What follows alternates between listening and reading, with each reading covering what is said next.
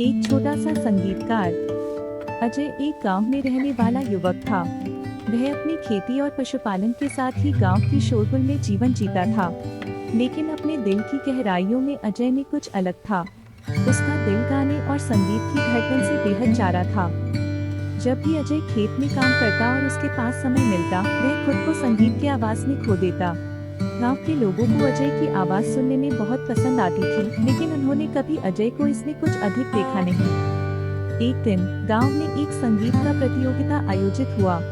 अजय ने इस प्रतियोगिता में भाग लेने का निर्णय लिया। वह गांव के उसी स्थान पर जाकर गाने का प्रयास करता रहा।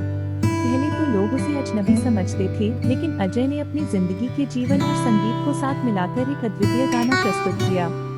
प्रतियोगिता के अंत में जब परिणाम घोषित हुआ तो अजय को प्रथम पुरस्कार मिला। गांव के लोग उसकी आवाज को सुनकर अद्भुत रह गए थे। वे समझ गए थे कि अजय की आवाज में वह कुछ खास है जो दूसरों में नहीं है। अजय की सफलता गांव में हलचल मचा दी।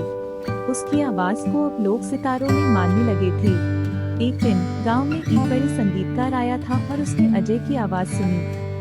संगीतकार ने अजय को संगीत जगत में प्रवेश करने की सलाह दी।